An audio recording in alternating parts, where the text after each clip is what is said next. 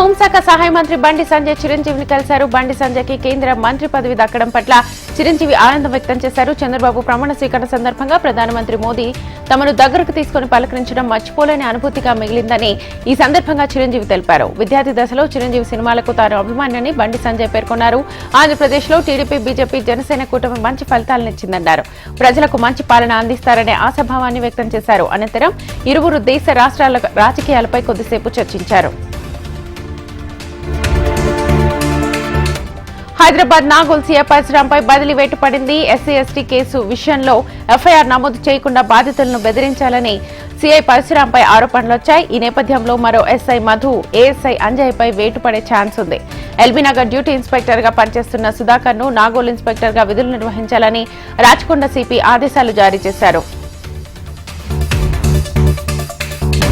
అంతర్జాతీయ ఒలింపిక్ దినోత్సవం సందర్భంగా ఎల్బీ స్టేడియంలో ఒలింపిక్ రన్ ని నిర్వహించారు. ఒలింపిక్ రన్ కు ముఖ్య అతిథిగా హాజరైన మంత్రి జూపల్లి క్రీడాకారులకు శుభాకాంక్షలు తెలిపారు. దేశ కీర్తి ప్రతిష్టలు పెంచాలని, తెలంగాణ నుంచి ఒలింపిక్ బరిలోకి దిగుతున్న ప్లేయర్లు పతకాలు సాధించాలని ఆకాంక్షించారు.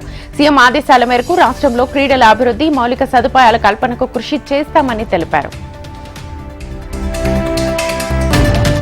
గోల్డ్ ట్రేడింగ్ లో ఇన్వెస్ట్మెంట్ పేరుతో భారీ మోసం చేశారని హైదరాబాద్ సీసీఎస్ ముందు బాధితులు ఆందోళన వ్యక్తం చేశారు.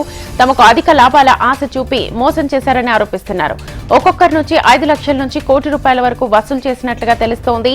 ఆ ఇన్వెస్ట్మెంట్ డబ్బులతో ప్రహణేశ్వరి ట్రేడర్స్ ఎండీ రాజేష్ ఉడాయించినట్లుగా బాధితులు చెబుతున్నారు. ఇన్వెస్ట్మెంట్ అమౌంట్ ను 5 నెలల్లో రెట్టింపు చేస్తామని నమ్మించాడు రాజేష్. 2 నెలల పాటు లాభాలను చెల్లించడంలో బాధితులకు నమ్మకం కలిగింది. దీంతో వారు పెద్ద మొత్తంలో ఇన్వెస్ట్మెంట్ చేసి మోసపోయారు. రెబల్ స్టార్ ప్రభాస్ హీరోగా నాగ్ అశ్విన్ తెరకెక్కించిన కల్కి మూవీ టికెట్ ధరల పెంపునకు తెలంగాణ ప్రభుత్వం అనుమతినిచ్చింది. సింగిల్ స్క్రీన్ లో ₹75, మల్టీప్లెక్స్ లో ₹100 చొప్పున ధరలు పెరగనున్నాయి.